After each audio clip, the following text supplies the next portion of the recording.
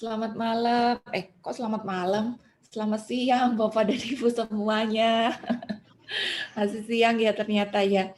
Oke, masih siang, masih banyak waktu untuk mencari berkat, masih banyak waktu untuk menerima berkat nih hari ini, ya. Oke, tema kita berkat. When it rains, it pours. Waktu itu lagi banyak hujan kan ya, minggu lalu kan hujan terus gitu. Jadi kita taruh kata-kata ini gitu. Tapi walaupun hari ini nggak hujan, bukan berarti kita tidak bisa menerima berkat loh. Berkat itu tetap ada dan berkat itu tercurah.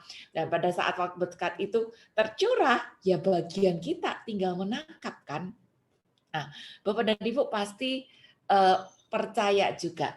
Ada orang yang mengatakan bahwa berkat itu Tuhan udah sediakan untuk semua orang.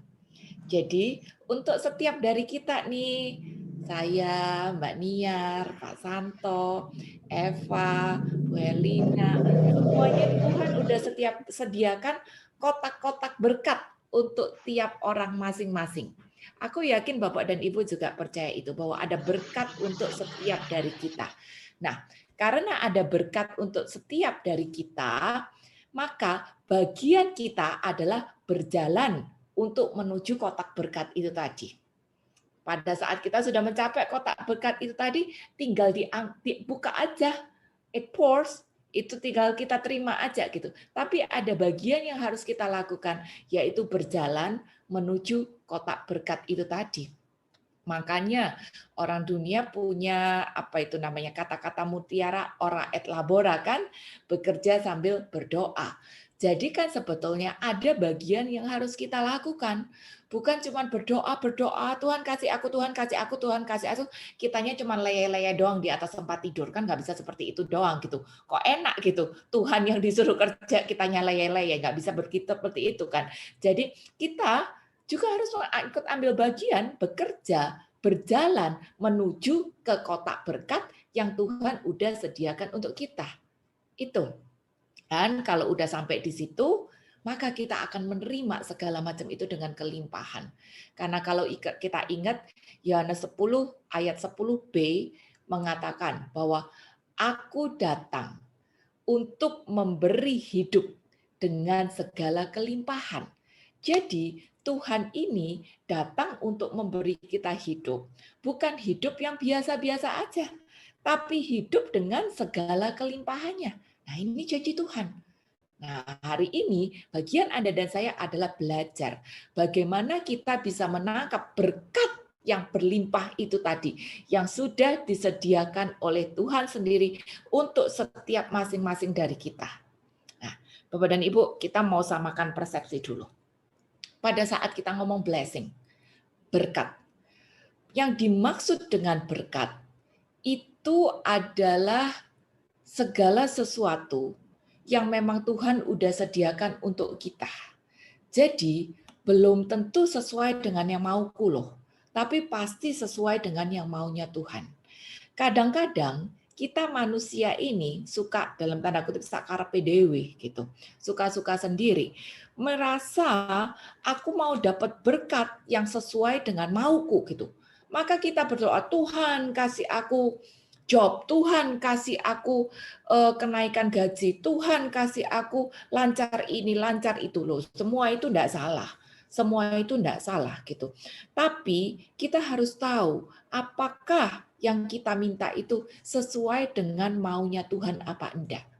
Karena kalau kita mendapat sesuatu yang mungkin tidak sesuai dengan maunya Tuhan, bisa-bisa hal yang kita terima itu tadi sebenarnya bukan berkat dari Tuhan loh. Bisa jadi seperti itu. Nah, berkat dari siapa? Nggak tahu.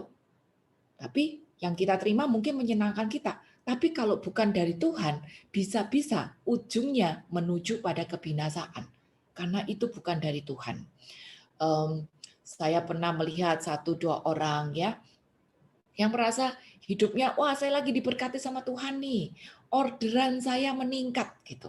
Orang biasanya kok bilang, wah orderan saya meningkat, saya dapat naik gaji, saya menang tender ini, itu saya mendapatkan lebih.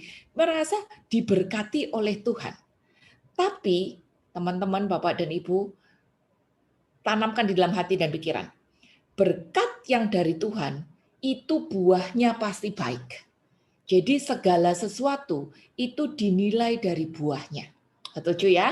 Segala sesuatu dinilai dari buahnya. Kalau misalnya job yang saya terima, order kenaikan gaji yang saya terima, ternyata malah bikin saya makin repot, makin terfokus pada pekerjaan. Loh, repot sama fokus sama pekerjaan enggak salah sebetulnya. Tapi kalau membuat saya mulai meninggalkan komunitas, merasa enggak ada waktu untuk baca Alkitab lagi. Udah pikir, bolos Alkitab 1 kali nggak apa-apa lah, 1 bulan bolos sekali nggak apa-apa. Bulan kedua nanti dia bolos 2 kali. Kalau udah bolos 2 kali, ntar bulan ketiga bolos 3 kali, udah tinggal bye-bye-nya aja. Dan saya melihat hal ini terjadi gitu. Bagian kita hari ini, kita harus tahu bahwa berkat yang dari Tuhan, buahnya pasti baik. Tidak akan membuat relasiku dengan dia menjauh. Tapi malah akan membuat relasiku dengan dia, relasiku dengan sesama makin baik, makin baik, makin baik. Ini berkat dari Tuhan. Jadi Bapak dan Ibu, jangan berpikir semua doa yang dikabulkan itu dari Tuhan. Belum tentu juga. Lihat dulu buahnya.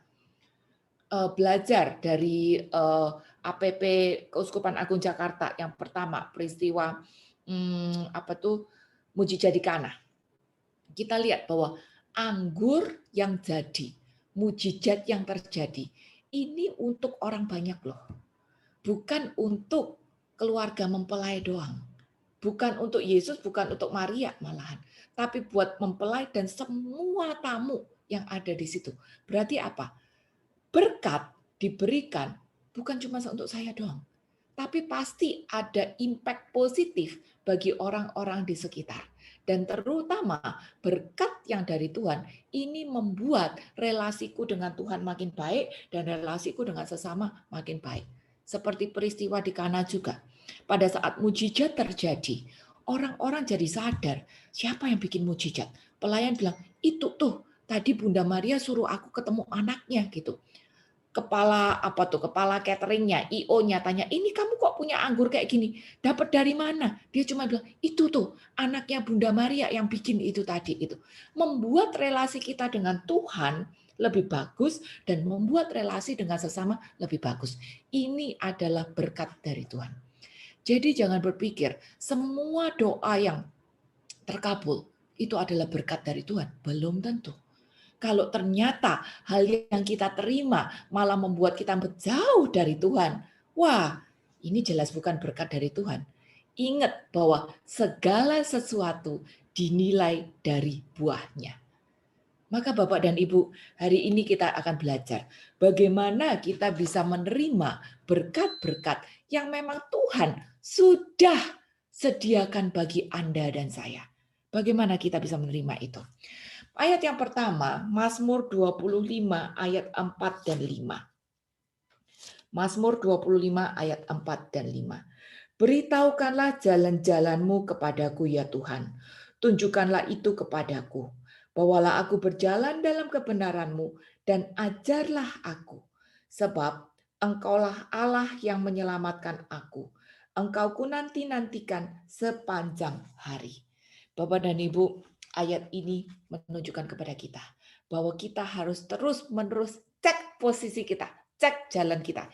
Ingat ya, walaupun Allah hari ini ada di surga, tapi hari ini dia pun juga sedang memberkati kita. Tapi agar kita bisa menerima berkat-berkat itu, kita harus mengikuti jalan-jalannya dia. Seperti ayat ini bilang, beritahukanlah jalan-jalanmu kepadaku, ya Tuhan. Tunjukkanlah itu kepadaku. Bawalah aku berjalan dalam kebenaran-Mu dan ajarlah aku. Jadi bagian kita adalah cek posisi kita. Kayak hari ini ya, kita sering pakai aplikasi Waze atau Google Maps untuk cek posisi kita. Jalan kita ini sudah benar apa enggak. Karena kalau kita tidak rutin cek posisi kita, bisa-bisa kita ini lagi hilang arah, atau lagi nyasar, atau lagi goyang. Karena sebetulnya kehidupan manusia itu diumpamakan seperti perahu. bukan seperti mobil yang berjalan di atas jalan tol. Diumpamakan seperti perahu. Kalau namanya perahu, perahu yang di laut itu kan goyang, goyang, goyang gitu ya, kena ombak. Kadang dia berjalan maunya jalan ke arah utara gitu, tapi dia bisa kena angin, kedorong sedikit ke arah timur. Dia bisa kena gelombang dari kapal lain, kedorong lagi ke arah barat gitu. Maka dia harus terus-menerus cek posisinya pakai kompas agar perahu itu bisa terus-menerus menuju titik yang dia mau tuju. Ini yang harus Anda dan saya lakukan di atas kehidupan kita. Cek posisi kita dengan kompas, kompas rohani, sehingga saat ini kita bisa melihat posisi kita ini menuju ke jalan yang benar apa enggak, menuju ke arah yang benar apa enggak. Bagaimana kita bisa cek posisi kita? Untuk menjawab, tunjukkanlah jalan-jalanmu kepadaku ya Tuhan, itu tadi. Agar aku tahu aku jalan yang benar. Cek posisinya kayak gini. Yohanes 14 ayat yang ke-6. Itu perkataan Tuhan Yesus sendiri. Dia katakan, kata Yesus kepadanya, "Akulah jalan dan kebenaran dan hidup. Tidak ada seorang pun yang datang kepada Bapa kalau tidak melalui aku." Jadi Bapak dan Ibu, Mazmur mengingatkan kepada kita untuk terus-menerus cek posisi. Apakah kita sudah di jalan yang benar? Dan ternyata perkataan Mazmur ini dijawab di Yohanes 14 ayat 6. Ternyata jalan yang ditanyakan itu namanya adalah jalan Yesus. Pertanyaan di Mazmur ini dijawab di Yohanes. Tunjukkanlah jalan-jalanmu ya Tuhan, beritahukanlah jalanmu kepada aku. Dan jalan itu ditunjukkan di Yohanes 14 ayat 6. Di mana nama jalan itu adalah Yesus. Yesus menyatakan diri bahwa dia adalah satu-satunya jalan menuju berkat. Berkat Allah. Satu-satunya jalan menuju keselamatan, hidup kekal. Kenapa dia adalah satu-satunya jalan? Nah, ini yang ditawarkan oleh Christianity. Pada saat semua orang di sana tidak tahu bagaimana jalan ke surga. Tidak pernah ada orang yang bisa ke surga sehingga bisa turun ke dunia untuk ngomong sama kita. Sheila, jalannya lewat sini ya nanti ya. Di sini kamu lurus, kamu terus belok kiri, terus belok kanan. Tidak ada orang yang pernah ke surga untuk ngomongin jalannya ke sana, caranya bagaimana. Tidak ada. Maka Yesus menawarkan diri. Dia sebagai Allah, dia yang turun ke dunia. Setelah dia turun ke dunia, dia tunjukkan jalannya kepada kita. Balik lagi ke surga. Nah, karena dia adalah warga negara surga, dia orang surga, dia tahu dong bagaimana caranya ke surga. Dia tahu jalan-jalannya. Maka dia yang sekarang menunjukkan jalannya kepada kita. Dia nyatakan bahwa akulah jalannya. Kalau kamu mau mendapat berkat, kalau kamu mau mendapat keselamatan, kalau kamu mau mendapat kehidupan kekal, kamu harus ikutin jalan-jalanku. Karena tidak ada orang lain yang pernah ke surga, lalu bisa turun ke dunia untuk nunjukin kamu jalannya, tidak ada. Maka Allah yang turun dan menunjukkan kepada kita semua jalannya lewat mana. Setelah Tuhan menyatakan diri bahwa dia adalah jalan, dia pun menyatakan diri bahwa akulah kebenaran. Apa itu kebenaran? Yohanes 17 ayat 17b mengatakan bahwa akulah kebenaran. Firmanku adalah kebenaran. Jadi rupanya Bapak dan Ibu, kebenaran itu adalah Yesus itu sendiri. Firman Tuhan itu sendirilah adalah kebenaran. Yesus, dia bukan hanya datang sebagai jalan untuk kita, tapi Yesus, dia juga datang agar dia bisa menjadi firman kebenaran untuk Anda dan saya. Maka bagian kita hari ini, kalau kita mau mencapai berkat-berkat yang dari Allah, kita harus memastikan bahwa kita ada di jalan Yesus. Dan kita harus memastikan bahwa kita hidup di dalam kebenaran. Dalam tanda kutip, kita hidup di dalam kebenaran, ketaatan firman Allah. Bapak dan Ibu, iman kita tidak dibuktikan dengan seberapa tebal catatan kita, berapa panjang doa kita, berapa banyak komunitas yang kita ikutin setiap hari, tidak. Tapi iman kita dibuktikan dengan ketaatan kita. Ketaatan kita pada apa? Ketaatan kita pada kebenaran yang adalah Yesus. Kebenaran yang adalah firman Allah. Kebenaran yang adalah jalan menuju berkat. Nah, sekarang kalau kita sudah bisa memastikan diri, saya memang ada di jalan Yesus. Saya taat pada firman kebenarannya. Di situ kita mendapat hidup yang kekal. Makanya Yohanes 14 ayat 6 ini sebenarnya mengatakan dalam sekali. Pada saat Yesus menyatakan diri, akulah jalan dan kebenaran dan kehidupan. Itu yang harus Anda dan saya taati hari ini. Sehingga kita bisa mendapatkan semua berkat yang memang dia udah sediakan untuk Anda dan saya. Bagian kita setiap saat adalah introspeksi diri. Sudahkah aku di jalan yang benar? Sudahkah aku hidup di dalam ketaatan? Nah, sekarang kita akan belajar bagaimana kita bisa breakdown ini semua sehingga kita bisa melakukan, sehingga kita tahu apa yang harus lakukan untuk mendapat berkat-berkat yang Tuhan udah sediakan bagi Anda dan saya. Poin yang pertama saya ambil dari Alkitab adalah kalau kita mau mendapat berkat, kita harus hidup di dalam pengabdian penuh. Pengabdian penuh. Bahasa sehari-harinya adalah ketaatan atau komitmen. Untuk hidup di dalam ketaatan atau komitmen, saya tahu itu bukan satu proses yang mudah.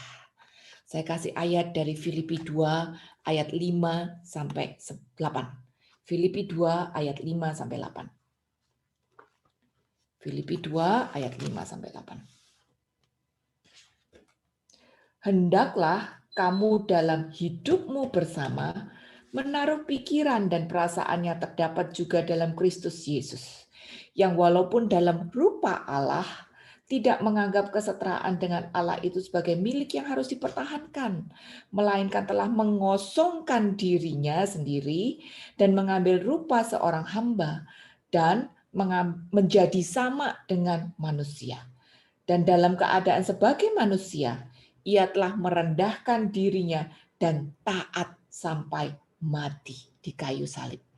Itulah sebabnya Allah sangat meninggikan dia dan mengaruniakan kepadanya nama di atas segala nama. Bapak dan Ibu, lihat. Tuhan memberi teladan bagaimana dia mengabdikan seluruh hidupnya kepada Allah.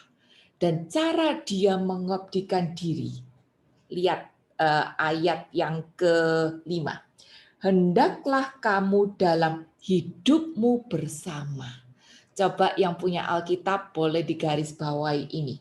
Dalam hidup bersama berarti hidup di dalam komunitas, kita belajar untuk menaruh pikiran dan perasaan yang terdapat juga dalam Kristus Yesus. Bapak dan Ibu, bagaimana kita bisa mengabdi penuh kepada Tuhan? Bagaimana kita melatih diri untuk taat dan komit?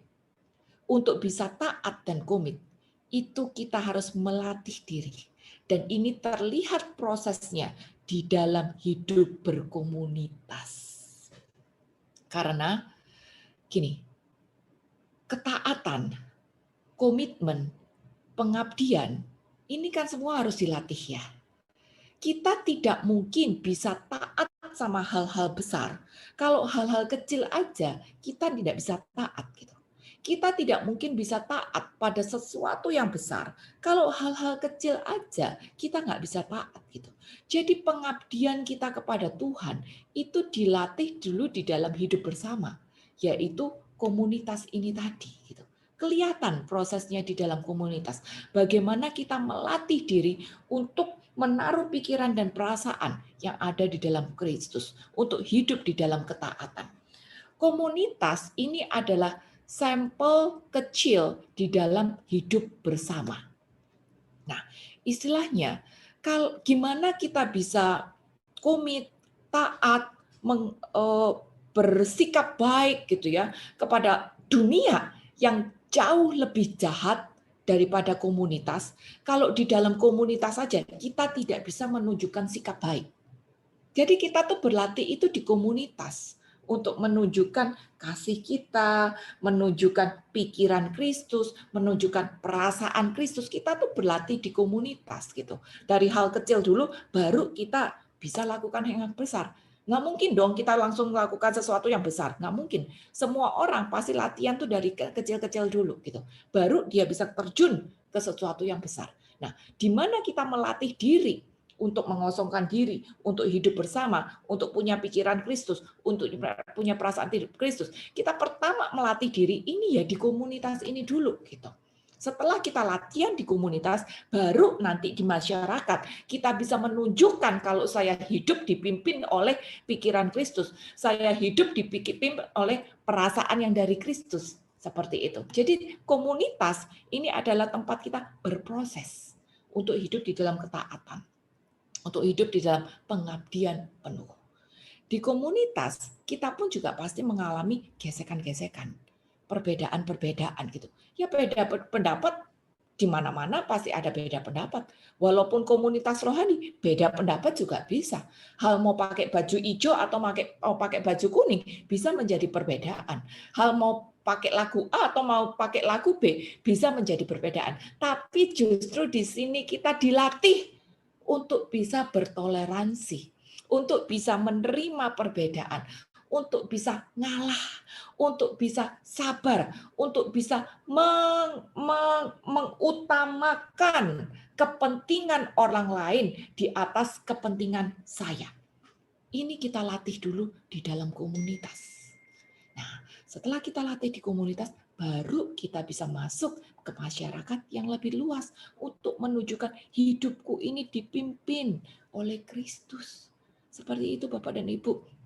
Jadi pengabdian penuh adalah kunci pertama sehingga kita bisa mendapat berkat dari Tuhan.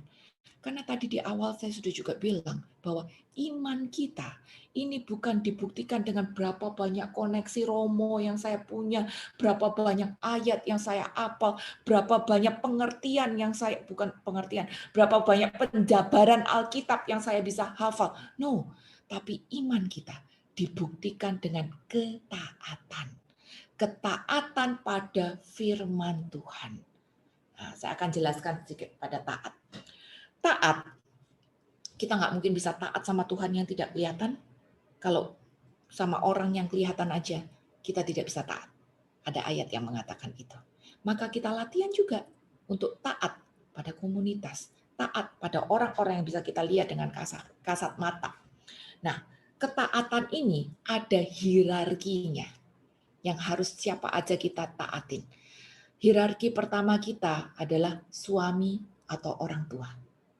Lalu ada hierarki juga di atas kita, yaitu atasan kita di kantor, atau atasan kita di komunitas, atau mungkin hari ini seperti saya harus taat dengan orang tua, saya harus taat dengan suami, saya harus taat dengan ketua dari komunitas. Tapi selain itu, saya juga harus taat dengan peraturan-peraturan dari Keuskupan Agung Jakarta. Contohnya, kalau saya pergi ke Surabaya, saya harus bawa surat utusan seperti itu gitu. Jadi ada peraturan-peraturan yang harus kita taatin.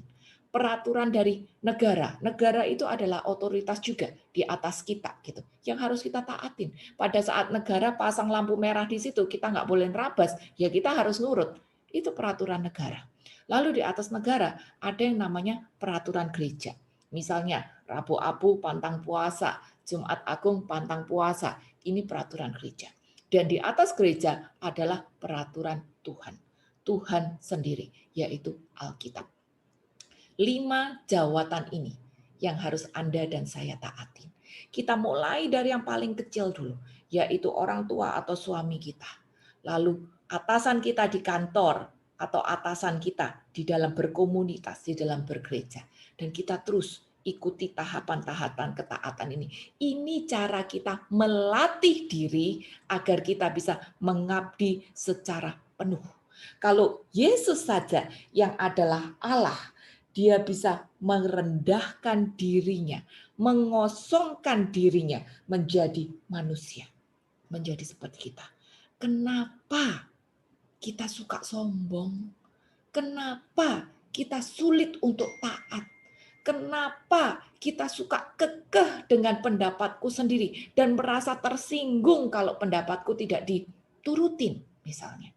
Ayat ini mengajarkan kepada kita, kalau memang kita mau mengabdi penuh, hidup di dalam ketaatan, kita harus mengosongkan diri.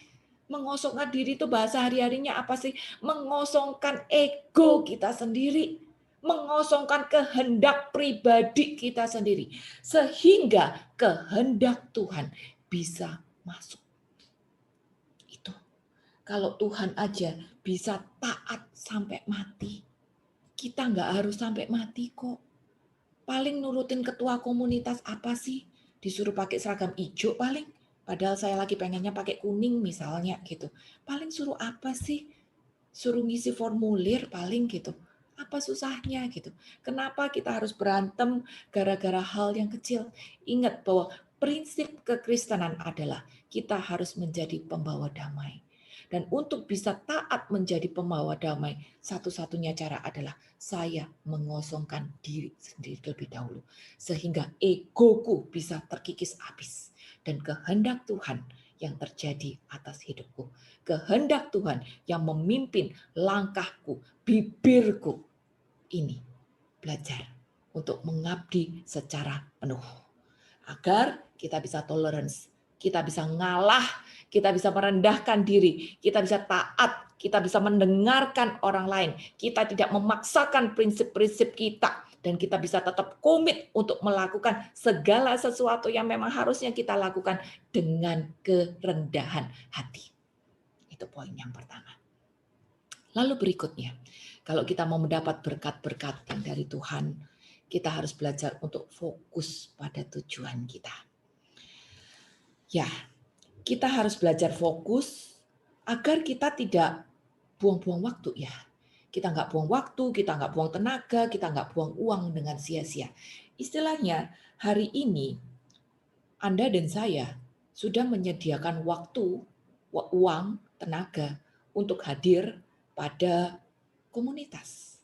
Hari Minggu kita juga menyediakan uang, waktu, tenaga untuk hadir di misa gitu. Jadi ada pengorbanan sebetulnya yang sudah Anda dan saya lakukan. Tetapi kadang-kadang di dalam perjalanan hidup, walaupun kita sudah berkorban untuk komunitas, untuk mendengarkan firman, untuk berdoa gitu. Sering di dalam perjalanan hidup kita menghadapi distraction. Distraction itu bisa jadi berupa godaan. Godaan yang bikin kita menjauh dari Tuhan. Karena godaan itu biasanya kan sifatnya kedagingan ya. Tuhan Yesus aja digoda, apalagi kita gitu manusia gitu. Jadi ada distraction di dalam hidup. Tapi ada juga distraction yang sifatnya itu tidak enak. Misalnya sakit penyakit, masalah ekonomi, hinaan-hinaan gitu. Perkataan-perkataan pahit yang menyerang kita. Nah, ini juga adalah distraction yang bisa membuat kita kehilangan fokus. Maka kita harus ingat bahwa fokus hidup kita bukan untuk yang hari ini.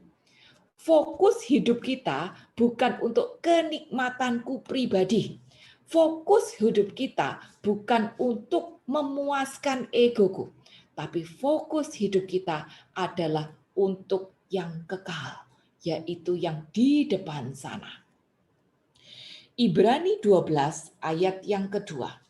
Ini ayat favoritku Bapak dan Ibu, karena aku juga mengalami banyak sekali hal di dalam hidup.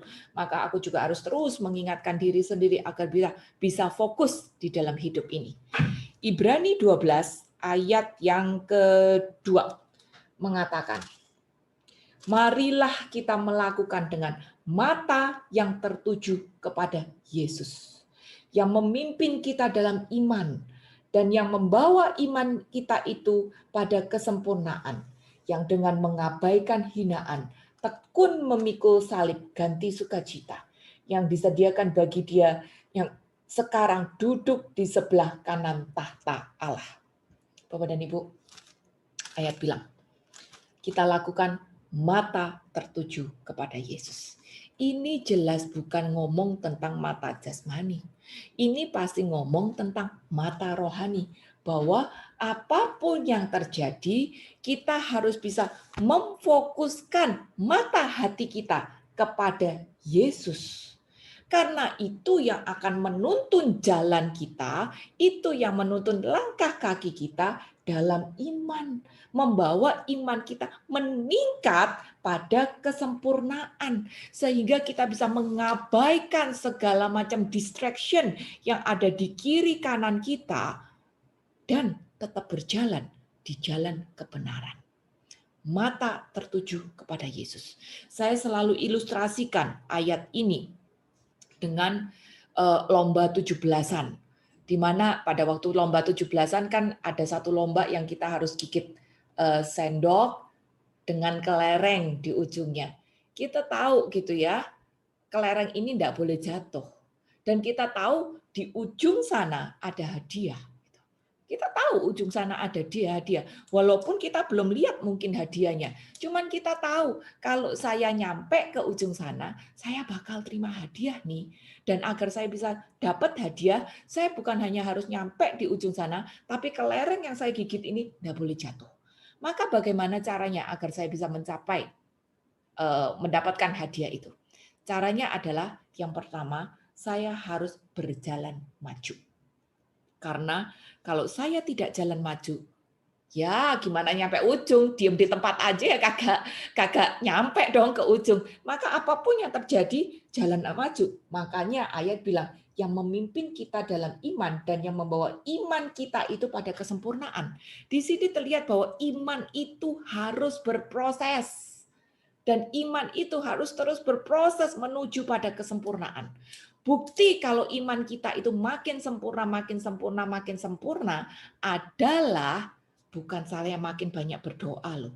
Bukan saya makin rosario sekali sekarang jadi 9 kali. Bukan saya makin ngelontok ayat. Enggak. Tapi bagaimana saya bisa menjadi pelaku firman. Hidup di dalam ketaatan, berubah dari diri sendiri. Bapak dan Ibu, bukti orang yang meningkat firman-Nya adalah dia makin tekun. Pengabdian makin penuh, makin taat. Orang yang makin tekun, makin mengabdi sama Tuhan, relasinya kan makin dekat toh. Relasi makin dekat. Dan relasi sama Tuhan itu makin menular. Berarti sayanya makin kayak Tuhan, makin bisa jaga mulut, makin bisa toleransi, makin bisa terima orang apa adanya, makin punya komitmen, makin bersungguh-sungguh di dalam membangun relasi dengan Tuhan, nggak asal-asalan badan datang tapi hati pikiran di mana-mana, udah nggak pilih-pilih pembicara lagi, mau pembicaranya siapa kek, mau pembicaranya siapa kek, nggak peduli, yang penting saya mau cari Tuhannya kok gitu. Saya pasti mendapatkan sesuatu di sini gitu. Itu saya latih Bapak dan Ibu untuk tetap komit, untuk tetap tekun, untuk tetap fokus pada tujuan. Siapapun yang menjadi pembicara. Saya ingat banget ya, sedikit cerita nih ya. Latihan saya beberapa tahun yang lalu, kebetulan waktu itu saya dapat romo paroki yang orang asing, orang Filipina. Beliau waktu pertama kali datang ke Indonesia, Kalau nggak salah dia itu jatuhnya ke Indonesia Timur, dikirim ke Indonesia Timur. Saya lupa di daerah mana. Tapi yang jelas karena dia pertama kali belajar bahasa Indonesia itu di daerah Indonesia Timur, maka aksennya dia itu sulit sekali ditangkap. Dan tata bahasanya itu juga sulit sekali, sangat-sangat berbeda dengan apa yang kita biasa dengar di sini. Maka pada waktu dia homili, udah gitu romonya udah cukup berumur lagi gitu. Pada waktu dia homili, waduh susah sekali untuk nangkep dia ngomong apa. Ngomongnya pelan, ditulis pakai catatan dengan bahasa yang kayak puisi. Aduh itu kayaknya enak sekali gitu buat pengantar tidur gitu. Karena sulit banget untuk ngerti dia tuh maksudnya ngomong apa sih gitu. Aduh sulit banget. Tapi saya tetap belajar. Saya belajar untuk tekun. Saya belajar untuk saya mau Tuhan untuk taat meningkatkan iman itu tadi. Saya belajar untuk fokus apapun keadaannya. Saya pikir ya kita sudah mengorbankan waktu, uang, tenaga untuk di sini. Masa saya tidak dapat apa-apa secara rohani gitu? Ya ngapain saya cuma absen badan doang? Saya mau dapat sesuatu secara rohani. Itu yang saya pelajari. Itu yang saya tanam di dalam hati pikiran saya. Jadi walaupun saya dikasih latihan dengan Romo seperti itu, tapi buat saya itu malah jadi blessing, jadi berkat. Karena dengan latihan seperti itu menuntun aku untuk bisa fokus walaupun sulit. Jadi biar saya nggak ketiduran, saya juga ambil kertas. Kemana-mana saya ngantongin kertas di tas saya. Jadi kalau saya ke misa waktu itu masih zaman offline, saya bawa notes, saya bawa pen, dan saya catat. Saya catat biar nggak ngantuk, biar saya bisa fokus, biar saya bisa dapat sesuatu di situ. Itu sedikit latihan yang saya lakukan gitu, agar saya bisa fokus pada apa yang tidak kelihatan. Karena kalau aku bahasa Jawanya keblinger, saya cuman fokus pada apa yang kelihatan. Waduh, yang di depan mata nih kayaknya ngantukin banget gitu. Gak bisa. Saya jadi harus belajar gitu untuk fokus pada apa yang tidak kelihatan itu tadi. Tetap bertekun, tetap mengabdi, tetap taat walaupun tidak gampang. Satu bukti lagi bahwa iman itu harus ditingkatkan dengan ketekunan yang fokus. 2 Petrus 1 ayat yang ke-6. 2 Petrus 1 ayat yang ke-6.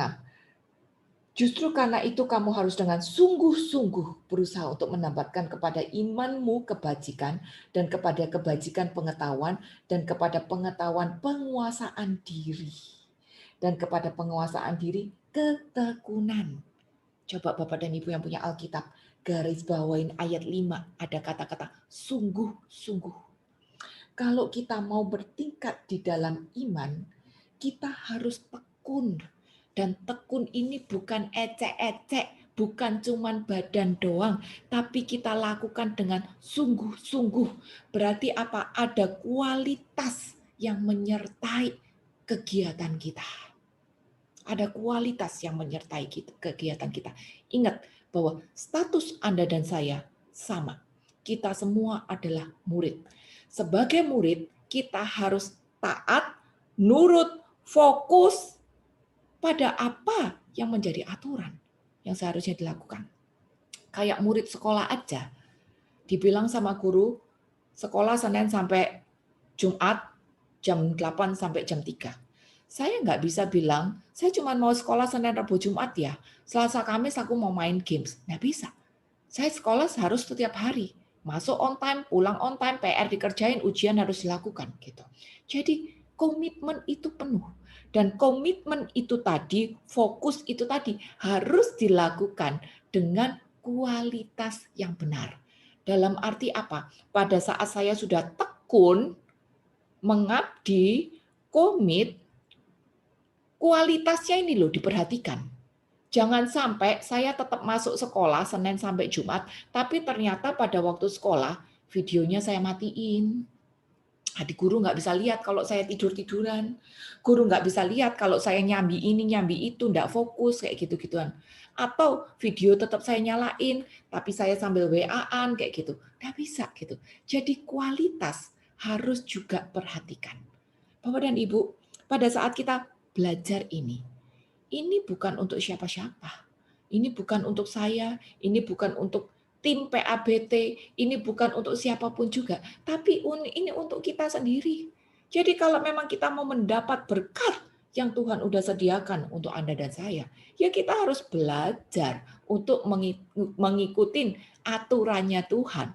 Cek sendiri posisiku jalannya udah benar apa belum, saya sudah hidup di dalam ketaatan akan firman Allah apa belum gitu. Saya sudah mengabdi penuh di dalam komitmen dengan ketaatan, apakah saya sudah fokus juga pada tujuan yang harusnya aku capai dengan kualitas yang benar. Seperti pada saat kita tadi lomba 17-an, saya harus maju. Jadi imanku harus meningkat. Untuk meningkatkan iman dibutuhkan ketekunan itu tadi dengan kualitas yang benar. Cek hati kita. Apakah aku sudah lakukan kegiatan rohaniku dengan kualitas yang benar? Karena kalau kegiatan rohaniku aku lakukan dengan kualitas yang benar, maka aku pasti berubah. Aku pasti berubah, makin ketularan Tuhan, makin sabar, makin halus ngomongnya, makin toleransi, makin bisa menerima perbedaan, kata-kataku tidak tajam lagi, aku bisa ngalah sama orang, dan sebagainya, dan sebagainya. Cek diri lebih dahulu juga. Lalu, setelah kita maju untuk mencapai hadiah di ujung sana, saya juga harus cek, jalanku harus tenang. Karena kalau kita lomba ini tadi, kelereng ini tadi, kalau saya majunya nggak tenang, kelereng ini kan bisa jatuh. Kalau kelereng jatuh, ya udah deh, bubar. Saya tidak akan dapat hadiah itu tadi. Maka ketenangan ini juga perlu sehingga kita bisa mencapai pertumbuhan iman. Ketenangan itu perlu. Yesaya 30 ayat yang ke-15 mengatakan, dengan bertobat dan tinggal diam, kamu akan diselamatkan. Dan dalam tinggal tenang dan percaya, terletak kekuatanmu. Bapak dan Ibu, ketenangan ini penting di dalam melatih diri agar iman kita tetap meningkat. Ketenangan ini penting di dalam melatih diri sehingga kita tetap fokus pada apa yang kita mau tuju di depan sana. Jadi ketenangan itu penting agar kita bisa tetap kuat. Contohnya aja, kalau misalnya saya lomba 17-an itu tadi, lalu ada orang mengejek saya. Aduh Sheila, kaos kakinya miring sebelah, kuncirnya nggak bagus, rambutnya poninya miring, apa segala macam. Lalu saya hati panas. Wah, hati panas nih ya. Wah, ini orang kurang ajar banget ya, kata-katanya pedes, menghina saya, egois, seenaknya sendiri ngatain orang. Lalu saya, karena hati yang panas itu tadi, saya mau menang, nggak bisa dia nginjek-nginjek saya kayak gini. Wah, ini kalau nggak dibales nanti dia kasih hati ngerogor rempelok, dia makin kurang ajar sama saya. Nah, kadang-kadang kan kita suka emosi gitu kan, kalau ngademin orang. Nah, kalau kita ngikutin emosi ini tadi pada waktu ngadepin orang, apa akibatnya? Mulut ngocek duluan buat balas. Nggak terima saya digituin. Saya harus menunjukkan saya lebih kuat. Saya harus bisa menyakitin kamu lebih lagi karena kamu udah nyakitin saya. Ini akibat emosi. Akhirnya mulut nyablak. Kalau mulut terbuka, jawab karena emosi ini panas, apa yang terjadi? Kelereng yang di mulut jatuh. Jadi tenang itu penting banget. Biar kita tetap kuat menghadapi keadaan apapun juga. Mau hinaan, orang yang menyakitkan hati, emosi tinggi, apa segala macam, masalah yang bertubi-tubi, berat. Gitu, tenang. Karena tanpa ketenangan, emosi naik. Tanpa ketenangan, hikmat tidak bisa masuk ke sini. Karena di sini sudah dipenuhi dengan bingung, amarah, ketakutan, kekhawatiran yang luar biasa. Jadi tenang itu penting sekali untuk membuat kita tetap fokus pada hal-hal yang tidak kelihatan. 1 Petrus 4 ayat yang ke-7. Kesudahan segala sesuatu sudah dekat. Karena itu kuasailah dirimu dan jadilah tenang. Supaya kamu dapat berdoa. Bapak dan Ibu pernah rasain nggak? Kadang-kadang karena khawatir atau karena emosi, waduh saya marah sekali, saya kesel banget, hakku dicuri apa segala macam karena emosi. Akhirnya kita nggak bisa berdoa, nggak bisa berdoa beneran. Berdoa, tapi kok kayaknya nggak nyambung gitu ya. Berdoa ya berdoa, tapi hatiku kok masih panas gitu. Pernah nggak rasa seperti itu? Ini kenapa tenang itu penting. Karena dengan ketenangan baru kita bisa berdoa. Jadi kita harus belajar untuk menjaga ketenangan hati. Ingat bahwa Allah adalah roh. Maka kalau kita doa harusnya roh ke roh, bukan cuma mulut ke dia, enggak bisa. Hati emosi, hati bergelora, pikiran kiri kanan kalor ngidul, ya nggak bisa connect sama dia. Jadi ketenangan itu penting sehingga kita tetap fokus pada apa yang di depan. Nah, jadi untuk bisa fokus sehingga kita tidak menyia-nyiakan waktu, uang, tenaga, apapun yang sudah kita usahakan untuk dekat sama Tuhan, kita harus jaga. Maju sehingga iman kita bertambah.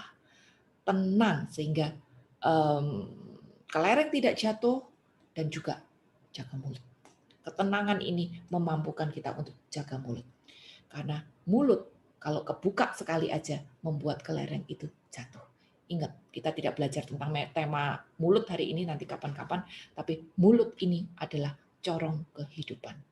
Hidup dan mati kita dikuasai oleh lidah. Siapa menggemakannya akan memakan buahnya. Amsal 18 ayat yang ke-21. Jadi hati-hati dengan lidah kita. Lidah kita bisa membuat kita kehilangan fokus. Mungkin Bapak Ibu pernah rasain. Kalau hati emosi, mulut kadung keceplosan, wah ini bisa panjang. Kadang-kadang satu kata kita nggak puas. Lanjutin 3 menit. 3 menit, hati makin panas. Lanjutin lagi 5 menit. Wah ini bisa berkepanjangan. Bukan 5 menit, bisa 2 hari juga kagak kelar. Bisa berbulan-bulan juga kagak kelar. Kalau kita tidak jaga lidah kita. Jadi lidah itu adalah corong kehidupan kita. Bisa menuntun kita pada kebinasaan, tapi bisa juga menuntun kita pada kehidupan yang kekal. Jadi jaga agar hidup kita tetap fokus pada tujuan yang benar. Karena di dalam kehidupan kita sehari-hari, kita juga mengalami tantangan-tantangan, tapi juga ada godaan-godaan yang enak sebetulnya, yang membuat kita bisa kehilangan fokus itu tadi. Cuman Bapak dan Ibu, apapun yang hari ini kita hadapi, mau permasalahan yang berat, mau temptation, atau hal yang kayaknya enak sekalipun, kita belajar untuk fokus. Seperti kembali lagi Bunda Maria pada waktu perjamuan di Kana itu tadi. Dia enggak tahu loh Tuhan Yesus itu bakal kabulin doanya apa enggak. Karena mujizat belum pernah terjadi kan. Jadi dia nggak tahu dia bakal diturutin apa enggak gitu. Mungkin dia juga agak deg-degan di dalam hati. Aduh, anakku bantu nggak ya? Aduh, anakku bantu apa enggak ya? Ini nggak pernah lihat mujizat juga kan gitu. Apalagi sang pemilik pesta gitu. Pasti deg-degannya juga luar biasa. Aduh, anggurnya kurang nih, malu banget nih kayak gimana nih ya nanti ya gitu. Pasti deg-degannya juga luar biasa gitu. Tapi Maria tahu kepada siapa dia percaya. 2 Timotius 1 ayat 12 mengatakan, aku tahu kepada siapa aku percaya. Bapak dan Ibu, apapun keadaan yang hari ini Anda alami, tanamkan ayat ini. Aku tahu kepada siapa aku percaya. Tetap hidup di dalam ketaatan. Tetap berjuang di dalam komitmen kita untuk meningkatkan iman kita. Tetap fokus pada apa yang tidak kelihatan itu tadi. Tetap jaga ketenangan hati kita. Dan tetap jaga lidah kita. Karena kita tahu kepada siapa kita percaya. Masalah yang aku hadapi tidak akan membuat aku tertekan. Tapi masalah yang hari ini aku hadapi akan menjadi sebuah batu loncatan iman yang membuat relasiku sama Tuhan makin dekat lagi. Masalah yang aku hadapi membuat aku makin fokus sehingga aku bisa mendapat berkatnya. Aku mendapat kemuliaannya. Aku mengalami dia secara pribadi seperti yang terjadi pada Bunda Maria. Ayub mengalami Tuhan seperti pribadi dan biarkan orang-orang bisa melihat bahwa hidupku adalah sebuah mujizat. Bapak dan Ibu, pada waktu kita mencari berkat. Jangan cuma berpikir, oh aku ngarep mujizat, aku ngarep mujizat, aku ngarep mujizat. Jangan cuma berpikir begitu. Tapi kita juga harus berusaha agar hidupku yang bisa menjadi mujizat bagi orang-orang di sekelilingku.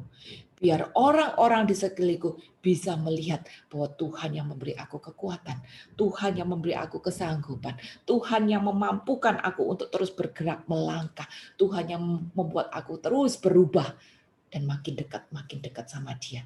Itu. Biar hidup Anda semua menjadi mujizat bagi banyak orang. Itu adalah berkat.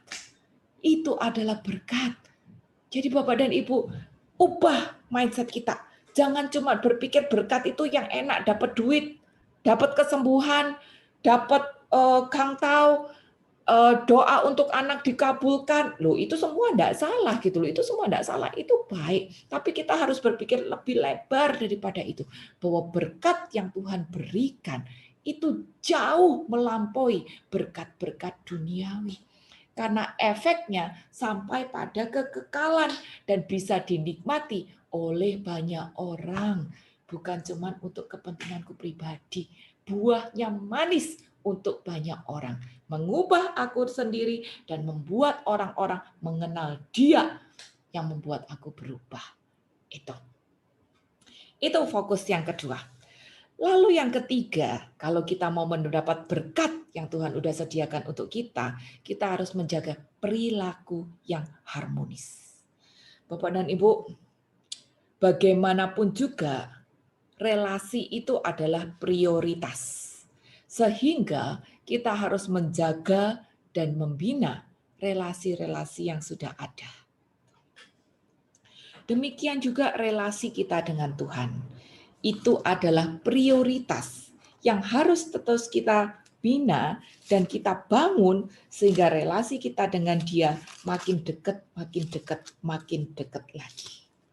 Nah, relasi itu menular. Beberapa kali saya katakan bahwa relasi itu menular. Karena gini, kalau saya temenan sama Jenny yang suka baking, lama-lama saya akan jadi pinter baking gitu. Karena ketularan kan? Ketularan karena dia suka gitu. Kalau saya temenan dengan Eva yang suka olahraga, wah lama-lama badan saya jadi bagus, arm saya jadi bagus karena saya juga ketularan rajin olahraga. Saya males olahraga langsung diingetin sama dia, ayo hari ini olahraga gitu. Jangan males, itu pantat digerakin, jangan jadi itu biar sehat gitu. Karena relasi itu menular. Nah, kalau relasi dunia aja menular, relasi kita dengan Tuhan itu lebih-lebih lagi, lebih-lebih menular lagi. Tapi bukan Tuhan yang ketularan kita loh ya, nggak mungkin itu, karena Tuhan itu adalah sama. Dari dulu, sekarang, sampai selamanya Tuhan itu sama. Jadi Tuhan nggak akan ketularan kita. Jadi siapa yang ketularan? Saya. Kalau relasi saya sama Tuhan bagus, saya yang akan makin ketularan Dia. Berarti saya akan makin hari makin seperti Dia karena saya ketularan. Dan ini adalah inti dari Kristiani. Ini adalah inti dari Kristiani, agar setiap dari kita yang mengaku adalah anak-anak Tuhan makin ketularan dan makin berubah menjadi seperti Dia. Aku kasih satu ayat, Matius 5 ayat 48. Ini perkataannya Tuhan Yesus sendiri. Ini katakan,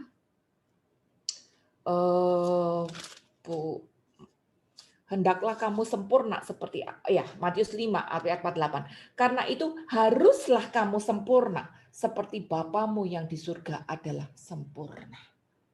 Ini inti dari Kristiani loh. Ini perintah Tuhan. Tuhan menyuruh Anda dan saya menjadi sempurna seperti Allah Bapa di surga sempurna. Kira-kira mungkin nggak kita menjadi sempurna? Kira-kira mungkin nggak kita menjadi sempurna? Jelas yang dimaksud sempurna ini bukan maha hadir, maha bermujizat, maha kuasa, maha esa, enggak. Tapi yang dimaksud sempurna di sini adalah sempurna secara batiniah, sempurna secara karakter. Hari-hari ini kita melihat banyak santo-santa yang bagaimana mereka berjuang di dalam kehidupannya dan menang menjadi sempurna. Santo Agustinus, kalau baca biografi dia. Bagaimana dia dari orang yang nuakalnya luar biasa, lalu dia mengalami Yesus dan dia terus berelasi dengan Yesus. Dia terus menjaga perilaku yang harmonis dan efeknya relasinya dengan Yesus mengubah dia, mengubah karakternya makin hari makin sempurna.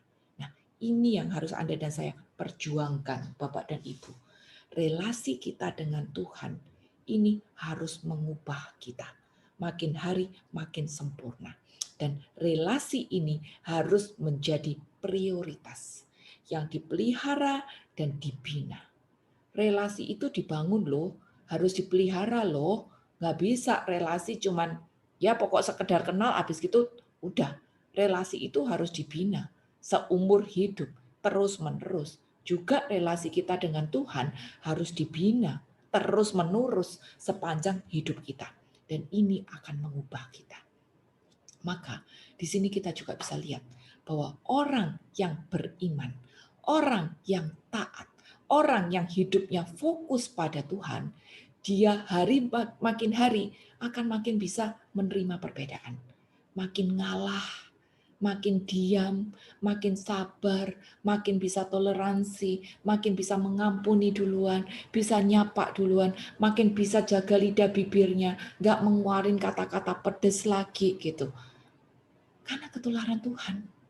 Makin bisa merem dengan keadaan. Gitu. Walaupun dia menyakitin aku, ya nggak apa-apa. Aku sudah ampunin, aku nyapa duluan. Seperti itu. Ini menjaga perilaku yang harmonis. Roma 14 ayat 19. Sebab itu, marilah kita mengejar apa yang mendatangkan damai sejahtera dan yang berguna untuk saling membangun. Bapak dan Ibu yang punya Alkitab, garis bawain kata-kata mendatangkan damai sejahtera dan berguna untuk saling membangun itu tadi. Kita tidak mungkin bisa saling membangun kalau relasi tidak bagus. Kita tidak mungkin bisa membawa damai sejahtera kalau akunya egonya luar biasa. Kalau aku selalu menang sendiri, kalau aku selalu mau didengarkan, kalau aku tidak bisa taat pada aturan atau otoritas, nggak mungkin. Jadi ingat, kalau saya ngaku diri, saya pengikut Kristus. Kalau saya ngaku diri, saya anaknya Allah. Allah itu adalah kasih. Kalau saya ngaku diri, saya pengikut Kristus, saya anak Allah.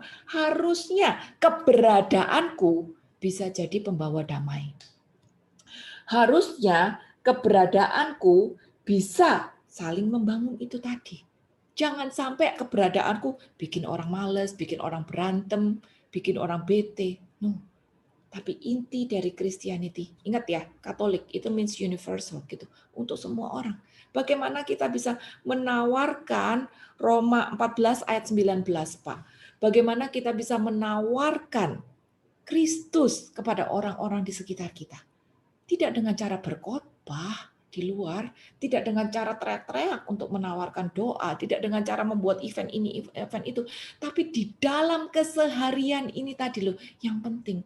Bagaimana saya bisa berelasi dengan sesama yang berbeda itu tadi, dan menjadi pembawa damai, menerima perbedaan, menerima kekurangan orang, menerima pendapat orang, tidak mengatakan sesuatu yang menyakitkan bagi orang lain.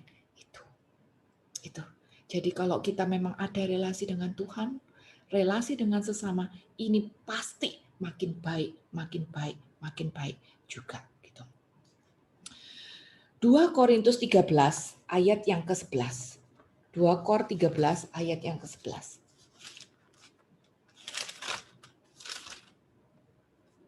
Akhirnya saudara-saudaraku, bersukacitalah, usahakanlah dirimu supaya sempurna. Terimalah segala nasihatku, sehati sepikirlah kamu, dan hiduplah dalam damai sejahtera. Maka Allah sumber kasih dan damai sejahtera akan menyertai kamu.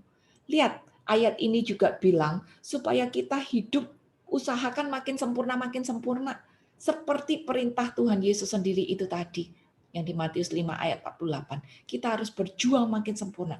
Bagaimana kita bisa berjuang makin sempurna? Dengan menjaga relasi kita dengan Tuhan. Jadi kita makin ketularan.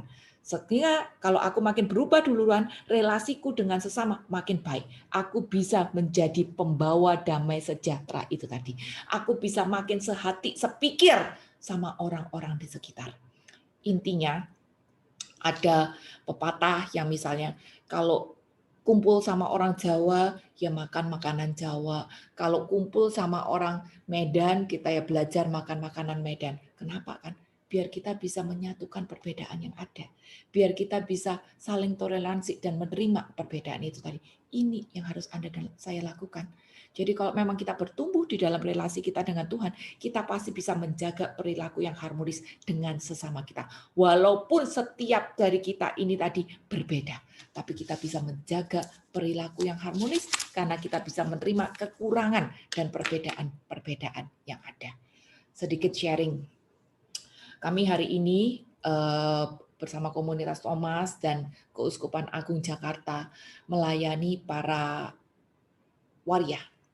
Waria-waria ini adalah bukan yang di kelas Luna Maya ya, tapi yang bekas PSK ya apa itu namanya PSK ya sebutnya ya. Iya, bekas PSK jalanan atau pengamen jalanan gitu. Jadi gaya hidupnya wah luar biasa. Kacau. Adatnya juga luar biasa. Karena mereka adalah orang-orang yang diusir dari rumah sejak mereka masih kecil. Mereka tidak punya uang, tidak bisa sekolah, tidak bisa makan, tapi perut harus terus dikasih makan. Maka satu-satunya cara agar mereka bisa tetap makan adalah kerja di jalanan. Menjajakan diri atau menjadi pengamen. Ini bukan satu pilihan hidup. Tidak ada satu orang pun yang kepengen terlahir jadi waria. Tidak ada satu orang pun yang punya cita-cita untuk jadi pengamen atau PSK. Tidak ada. Tapi keadaan memaksa mereka untuk jadi seperti itu. Nah, mungkin beberapa teman dari PA Bunda Teresa juga kenal dulu, ada yang suka datang ke komunitas kita gitu. Mereka memang secara penampilan berbeda dari kita. Apalagi mereka orang-orang jalanan, tampilannya tidak bersih, bajunya tidak bagus, mungkin juga mandi sarananya terbatas karena mereka hidupnya di jalanan. Tapi ini adalah orang-orang yang gereja terima hari ini dan layani secara rutin sampai hari ini. Kita ketemu mereka offline karena tidak mungkin online, mereka tidak punya peralatan dan gereja fasilitasin untuk ketemu secara offline untuk berbagi berkat, bukan hanya dalam hal materi, sedikit sembako, tapi kalau ada yang sakit diberikan fasilitas pengobatan, mereka tidak punya KTP karena tidak punya surat-surat apapun juga gitu. Dikasih keterampilan, diajarin kebersihan, cara mandi, diajarin tidak boleh buang sampah sembarangan, diajarin cara menyapa orang gitu. Jadi kita ajarin keterampilan-keterampilan dasar. Kita terima mereka apa adanya. Kita ajak ngobrol, kita ajak sharing, curhat. Wah, kalau udah curhat mereka juga sedih gitu ya dengan keadaannya, kepengen ketemu orang tuanya, tidak diakui saudaranya, orang tuanya meninggal pun tidak ada saudaranya ngabarin. Aduh, itu sakitnya luar biasa. Sampai tua-tua pun banyak juga yang masih ditolak gitu ya. Nah, itu sakitnya luar biasa. Tapi itu adalah orang-orang yang kita layani gitu. Kita belajar untuk menerima perbedaan yang ada. Walaupun tampang berbeda, gender juga berbeda, gaya hidupnya mereka juga berbeda, bahkan bau badan juga berbeda karena mereka jarang yang bisa mandi, apalagi yang tidak punya duit untuk kos, terpaksa ya mandi seada-adanya gitu. Tapi ya itu adalah orang yang kita layani gitu. Dan kita tidak pernah berpikir untuk dalam tanda kutip mengkristenkan mereka. Gitu. Kita hanya melayani dengan kasih, menerima perbedaan yang ada, ngajak ngobrol, dan rupanya mereka bisa menangkap bahasa kasih itu tadi. Banyak dari mereka nanya, kok kamu mau sih ngobrol sama aku? Kok kamu mau gitu loh, foto sama aku? Kok kamu mau gitu loh repot-repot sama aku gitu. Sedangkan keluarga mereka sendiri buang, sedangkan orang-orang sesama mereka sendiri aja banyak yang tidak mau terima foto sama mereka, ngobrol juga tidak mau. Mereka sudah terbiasa ditolak, ditendang. Pernah waktu itu ada yang kita layani diserang sama oknum-oknum dan dijambak rambutnya, dijatuhkan di lantai, setelah ditendang habis itu dilindes pakai motor. Wah, luar biasa banget waktu itu. Kita kirim waktu itu ke Carolus gitu. Dan mereka mengenal bahasa kasih kita. Selalu mempertanyakan, kok kamu mau ya layani kita? Kok kamu mau ketawa, mau mendengarkan kita? Gitu, seperti itu.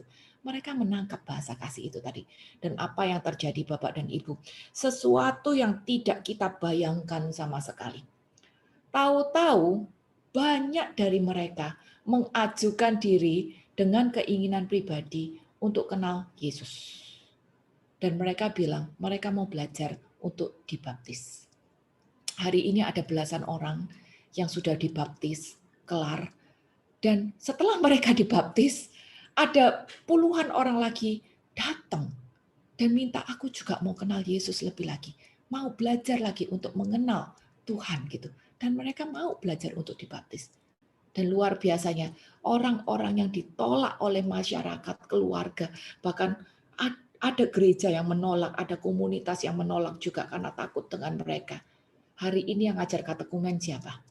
Romo Andang, Romo Yus, Romo Yosep, Romo Edi, Vicap ngajar mereka, Romo Kris, Direktur LDD ngajar mereka, Romo Rudi ngajar mereka.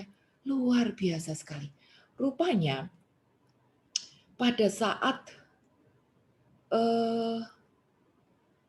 mereka ditolak, gereja membuka diri.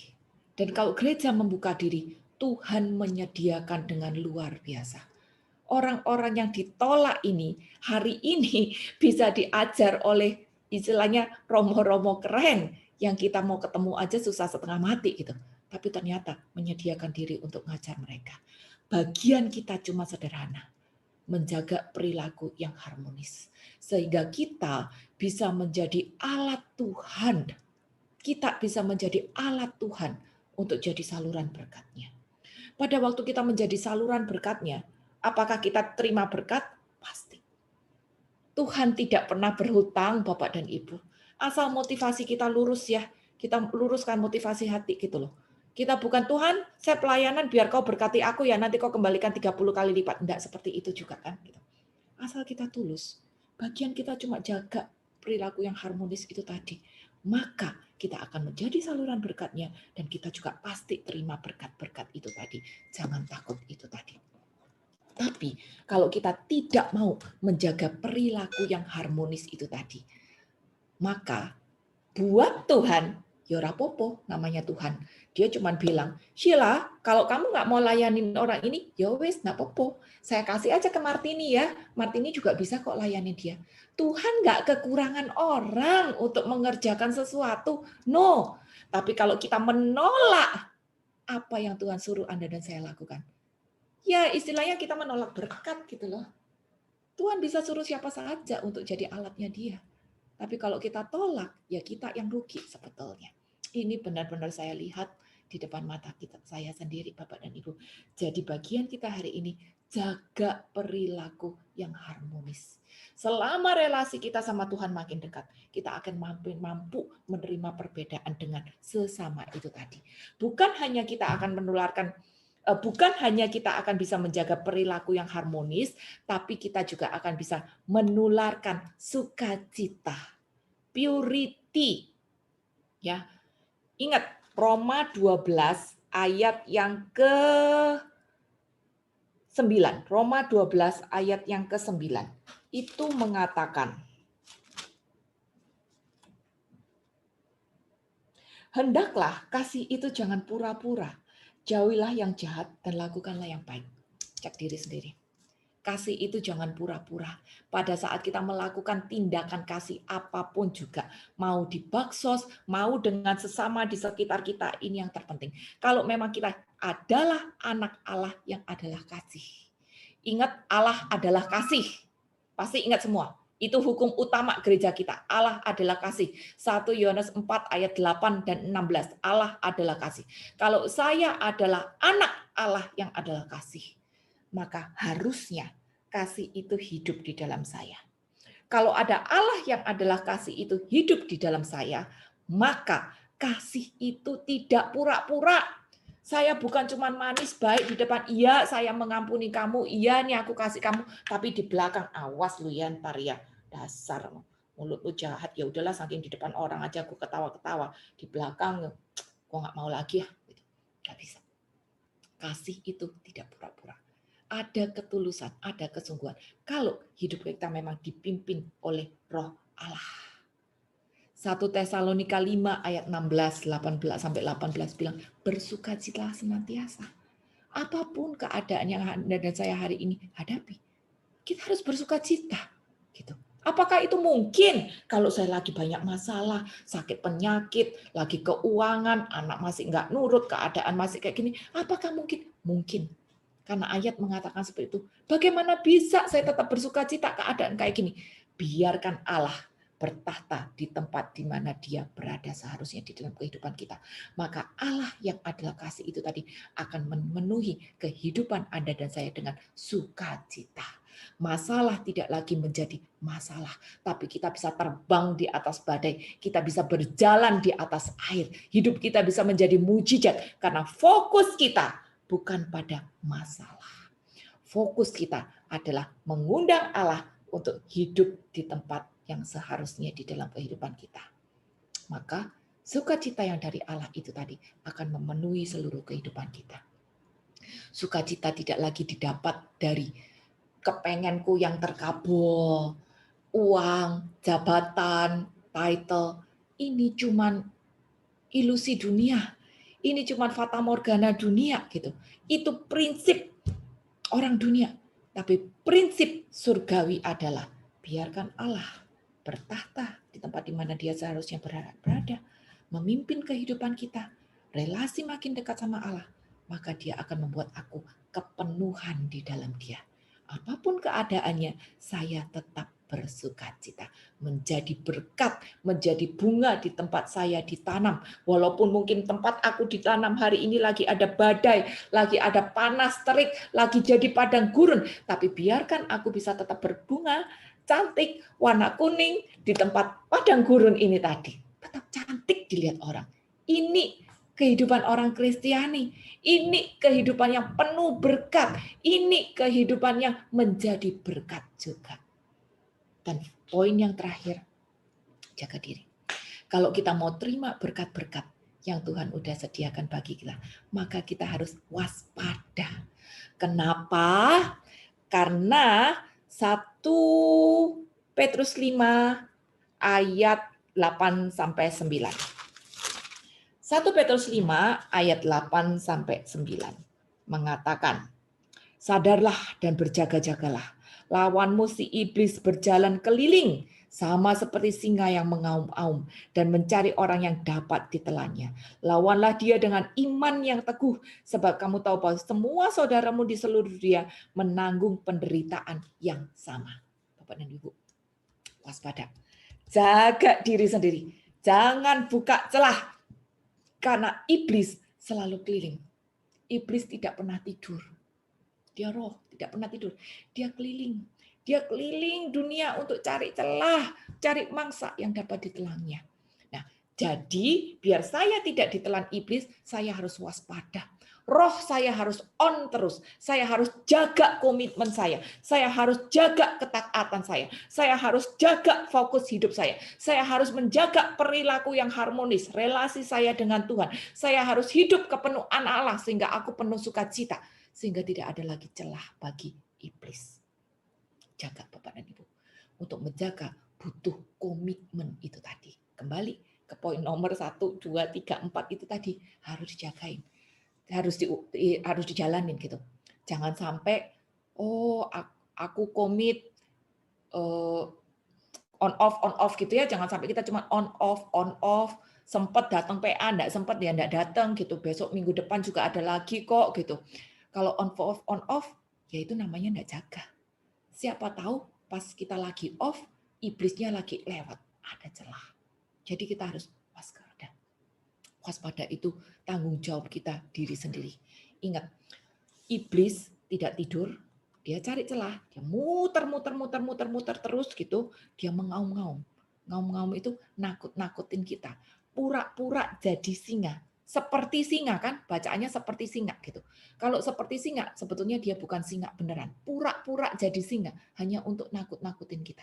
Tapi kalau kita jatuh di dalam celah iblis itu tadi, dia merasa kita adalah mangsanya, apa yang dia lakukan? Dicaplok, telan. Kalau ditelan, hilang. Hilang. Ditelan kan hilang, masuk mulut, udah kagak kelihatan lagi, hilang. Kita nggak mau ditelan sama iblis.